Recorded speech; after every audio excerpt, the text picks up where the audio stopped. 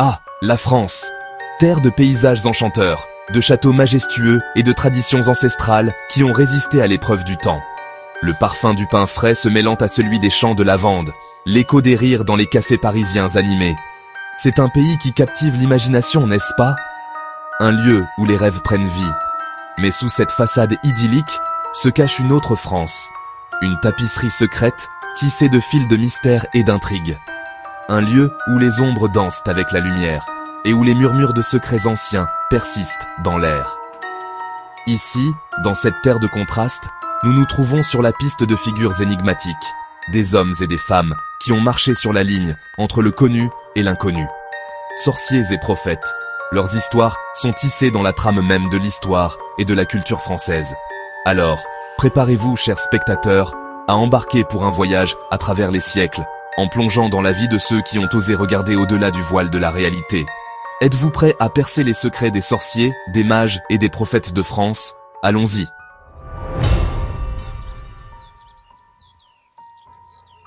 Notre voyage commence au cœur de la Provence, baignée de la lumière dorée du XVIe siècle. Cette région, avec ses collines vallonnées et ses villages pittoresques, a toujours été un lieu d'inspiration et de mystère. Imaginez, si vous le voulez bien, des champs de lavande parfumés s'étendant à perte de vue, l'air chargé du parfum du romarin et du thym. Les couleurs vibrantes et les arômes enivrants créent une expérience sensorielle incomparable.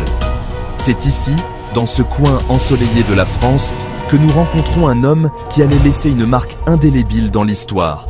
Michel de Nostredame, plus connu sous le nom de Nostradamus. Sa vie et son œuvre n'ont cessé d'intriguer et de mystifier les gens pendant des siècles. Nostradamus n'était pas seulement un homme de médecine, un apothicaire s'occupant des malades et des souffrants. C'était aussi un homme d'une profonde intelligence et d'une grande curiosité, toujours en quête de comprendre le monde qui l'entourait. Oh non, c'était un érudit, un astrologue, un homme qui prétendait voir au-delà du voile du temps lui-même. Ses études des étoiles et des planètes n'étaient pas seulement scientifiques, mais aussi profondément philosophiques. En 1555, il publie un livre, un recueil de vers cryptiques qui allait devenir légendaire, les prophéties. Ce livre allait asseoir sa place dans l'histoire comme l'une des figures les plus énigmatiques de son temps. Ces quatrains, nimbés de mystères et ouverts à l'interprétation, ont captivé et déconcerté les érudits pendant des siècles. Chaque vers semble renfermer un secret, un aperçu de l'avenir, à la fois alléchant et insaisissable. Guerre, révolution, catastrophes naturelles, toutes semblent prédites dans les vers énigmatiques de Nostradamus. Ces prédictions ont été associées à certains des événements les plus marquants de l'histoire de l'humanité. Pouvait-il vraiment voir l'avenir, ou ces écrits n'étaient-ils que le fruit d'un esprit vif et d'une époque tumultueuse? Cette question a suscité d'innombrables débats et spéculations.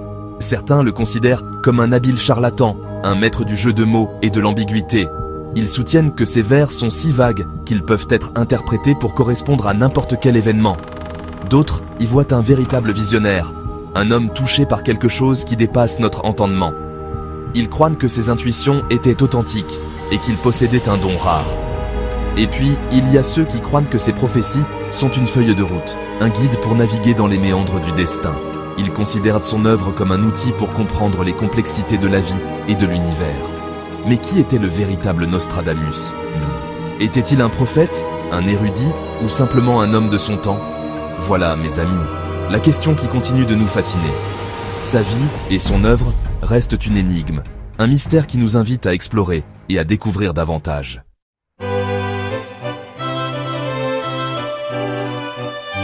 Nous voilà propulsés dans le temps, quittant les champs ensoleillés de Provence pour l'opulence et la grandeur du Versailles du XVIIe siècle. Imaginez un instant la cour scintillante de Louis XIV, le roi Soleil, un tourbillon de bals extravagants, de costumes somptueux et de manœuvres politiques impitoyables. Mais sous la surface dorée de cette cage, une obscurité grondait. Car c'est ici, dans l'ombre de Versailles, que nous croisons une autre figure intrigante, Catherine Monvoisin, plus connue sous le nom de La Voisin. La Voisin n'était pas une femme ordinaire.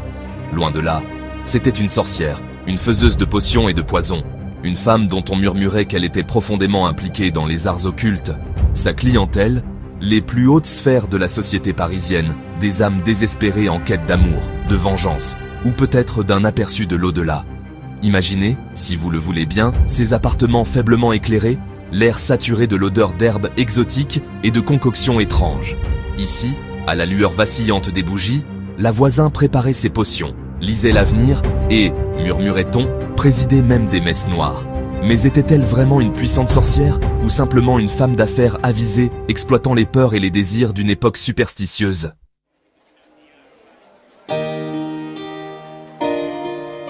Ah, le Moyen-Âge, une époque de châteaux et de chevalerie, de peste et de maladie. Une période où la grandeur des chevaliers et la simplicité de la vie villageoise coexistaient avec la dure réalité de la maladie et de la mort. Mais aussi une époque où la frontière entre science et superstition était aussi mince que la lame d'une épée. Le savoir était rare, et le peu qu'il y avait se mêlait souvent aux mythes et aux légendes. Imaginez, si vous le voulez bien, l'an 1391, une époque où le monde était encore enveloppé de mystères, et où l'inconnu était souvent source de peur. À l'ombre d'imposantes cathédrales, une femme nommée Jeanne de Brigue, connue sous le nom de la Cordière, marchait parmi le peuple. Sa présence était à la fois réconfortante et curieuse. C'était une guérisseuse, voyez-vous. Une femme qui avait dédié sa vie à l'étude des remèdes de la nature. Une femme de la terre, experte dans les arts anciens de l'herboristerie et des rituels murmurés. Son savoir se transmettait de génération en génération, un mélange de science et de tradition. Les gens parlaient d'elle à voix basse, car elle avait un don pour soigner les maux. Un toucher qui pouvait apaiser les fronts fiévreux et réparer les os brisés. Sa réputation grandissait, et avec elle, les murmures sur ses capacités extraordinaires. Mais était-ce de l'habileté? Ou quelque chose de plus? La frontière entre guérisseuse et sorcière était souvent floue. À cette époque, la médecine reposait autant sur la foi que sur le savoir. L'Église régnait sur les deux, et tout ce qui s'écartait de ses enseignements était considéré avec suspicion. Et Jeanne, avec son étrange capacité à guérir, marchait sur un chemin dangereux. Un chemin semé d'embûches, où un faux pas pouvait avoir des conséquences désastreuses. Un chemin qui l'amènerait finalement à une fin tragique. Ses dons, autrefois considérés comme miraculeux, devinrent sa malédiction. Voyez-vous, l'Église, avec son emprise de fer sur la moralité et la vérité, voyait son don non pas comme une bénédiction, mais comme une menace. Une remise en question de son autorité et de son contrôle. Ils l'ont traitée de sorcière, voyez-vous. Une étiquette qui portait le poids de la peur et de la condamnation. Une invocatrice de démons, une tisseuse de magie noire. Des accusations aussi accablantes qu'infondées. Accusée de communiquer avec les esprits et d'accomplir des rituels interdits, le sort de Jeanne était scellé. Son procès fut rapide, sa punition sévère. Mais était-elle vraiment une servante du mal, ou simplement une femme en avance sur son temps, victime d'une époque rongée par la peur et l'ignorance? Son histoire reste un rappel poignant des dangers de l'incompréhension et du prix élevé du savoir dans un monde gouverné par la peur.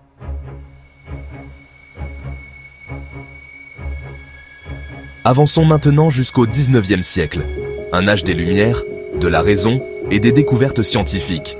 Mais alors même que le monde s'émerveillait devant les prouesses de la révolution industrielle, une révolution d'un autre genre se préparait, une résurgence de l'intérêt pour l'occulte, pour les mystères cachés de l'univers. Et à la tête de ce mouvement se trouvait un homme du nom de Gérard d'Ancos, plus connu sous son pseudonyme mystique, Papus. Or, Papus n'était pas un occultiste ordinaire, drapé d'ombre et de secrets. Non, c'était un médecin, un homme de science, un médecin respecté qui a consacré sa vie à soigner les malades. Mais c'était aussi un chercheur, un homme animé d'une insatiable curiosité pour comprendre le monde au-delà du voile du matériel. Il s'est plongé dans des textes anciens, à explorer des rituels oubliés et à maîtriser le symbolisme complexe du tarot. Il a fondé des sociétés secrètes, écrit d'innombrables livres et est devenu une figure de proue du renouveau des connaissances ésotériques. Mais pourquoi un homme de science, un guérisseur, se consacrerait-il à la poursuite de la magie? Était-ce une soif de pouvoir, un désir de percer des connaissances cachées, ou était-ce quelque chose de plus profond, une aspiration à réconcilier les mondes apparemment disparates de la science et de la spiritualité, à trouver une vérité unificatrice qui échappe à la seule raison?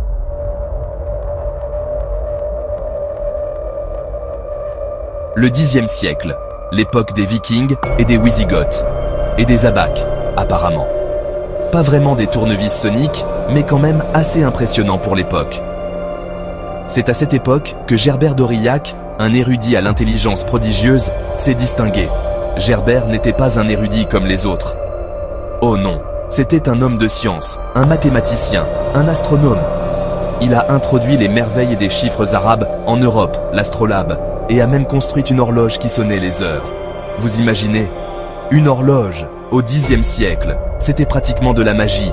Mais ses connaissances révolutionnaires, sa soif de savoir, ont eu un prix. Voyez-vous, dans un monde imprégné de superstitions, où les murmures de l'inconnu résonnaient dans chaque recoin sombre, le génie de Gerbert était souvent pris pour quelque chose de plus sinistre.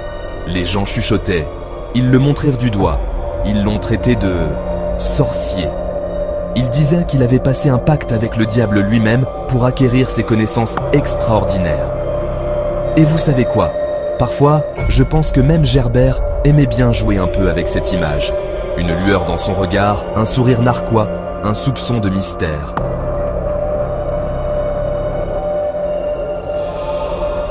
Imaginez, si vous le voulez bien, la ville portuaire animée de Marseille au XVIIe siècle. Une ville pleine de vie, avec les sons des marchands qui marchandent, des marins qui crient, et le bourdonnement constant d'une activité qui ne semble jamais s'arrêter. Un véritable melting pot de culture, de religion, de secrets murmurés par la brise marine salée. Ici, l'ancien monde rencontre le nouveau, et chaque recoin recèle une histoire qui ne demande qu'à être racontée. C'est ici que nous rencontrons Louis Gaufridi, un prêtre charismatique avec un talent pour captiver sa congrégation. Ses sermons étaient légendaires, attirant des gens de tous horizons, impatients d'entendre ses paroles.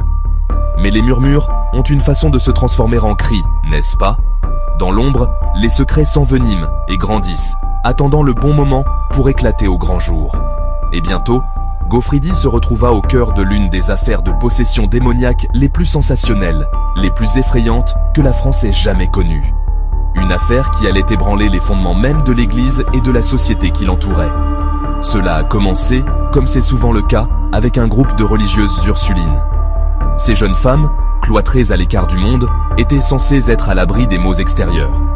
De jeunes femmes, cloîtrées, leur journée rythmée par la prière et la contemplation silencieuse.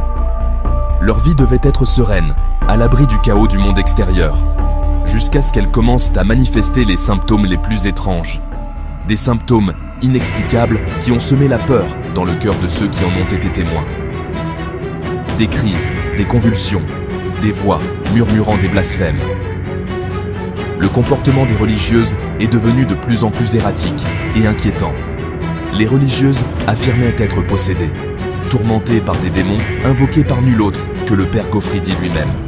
Leurs accusations étaient aussi choquantes que terrifiantes.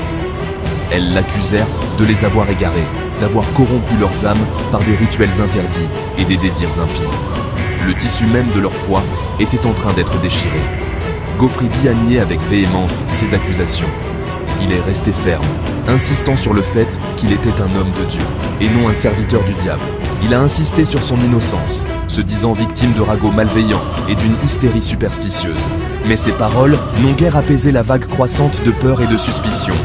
Mais dans un monde où la peur et la ferveur religieuse régnaient, ces protestations sont tombées dans l'oreille d'un sourd. Plus il niait, plus les gens croyaient en sa culpabilité. L'Église, désireuse d'étouffer toute trace d'hérésie, a vu là une occasion de faire un exemple. Ils ont agi rapidement, déterminés à montrer leur pouvoir et leur contrôle. Son procès, mes amis, fut un spectacle comme Marseille n'en avait jamais vu. La salle d'audience était bondée, l'air épais d'anticipation et d'effroi. Les religieuses, les yeux grands ouverts par la terreur, ont raconté leurs expériences déchirantes. Leurs témoignages étaient remplis de détails vivants et horribles. Elles ont parlé de messes noires, de pactes impies, de Gaufridi se transformant en une bête monstrueuse sous leurs yeux. Les histoires étaient presque trop fantastiques pour être crues. Les preuves, pour la plupart circonstancielles, étaient au mieux fragiles. Pourtant, elles ont suffi à alimenter les feux de la peur et de la superstition. Pourtant, devant le tribunal de l'opinion publique, Gaufridi était déjà condamné. Les gens avaient en pris leur décision et rien ne pouvait la changer. Il était un bouc émissaire idéal, un symbole des ténèbres qui se cachait sous la surface de leur société pieuse. Une société désireuse de se purger de tout mal perçu. Et ainsi, en 1611, après des mois d'emprisonnement et d'interrogatoire, Louis Gaufridi, le soi-disant prêtre sorcier de Marseille, fut reconnu coupable et condamné à mort. Son destin fut scellé par les personnes mêmes qu'il avait autrefois cherché à guider. Était-il vraiment un pratiquant des arts obscurs ? Ou était-il simplement une victime des circonstances, pris dans une toile de peur et d'intrigue ? Ou était-il simplement un prêtre charismatique, pris entre deux feux, celui de la paranoïa religieuse et celui des manœuvres politiques ? La vérité, comme toujours, reste insaisissable. C'est une question qui persiste encore aujourd'hui, un rappel effrayant du pouvoir de la peur et de la fragilité de la vérité. En fin de compte, l'histoire de Louis Gaufridi témoigne des dangers de l'hystérie et de la tendance humaine à chercher des boucs émissaires en période d'incertitude.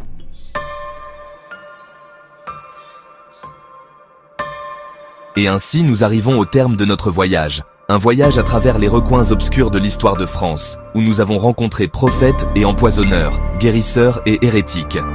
Des collines ensoleillées de Provence aux salles opulentes de Versailles, nous avons déterré des récits d'ambition, de désespoir, de la fascination humaine persistante pour les mystères qui se trouvent juste hors de notre portée. Mais que nous racontent ces histoires? Sont-elles des contes moraux, des avertissements murmurés du passé, ou sont-elles des aperçus de royaumes oubliés où le voile entre notre monde et l'au-delà s'amincit? Ces hommes et ces femmes étaient-ils des visionnaires, touchés par un pouvoir au-delà de notre compréhension? Ou étaient-ils des charlatans, tissant des illusions élaborées pour masquer leurs propres ambitions? Ou peut-être, juste peut-être, étaient-ils entre les deux? Des chercheurs, comme nous tous, à la recherche de réponses dans un monde où la frontière entre la vérité et la tromperie peut être aussi insaisissable qu'un filet de fumée. La réponse, mes amis, se trouve quelque part là-bas, cachée parmi les ombres et les murmures de l'histoire. Et c'est à chacun de nous de décider ce que nous croyons. En attendant la prochaine fois, continuez d'explorer, continuez de questionner, et n'ayez jamais, jamais peur du noir.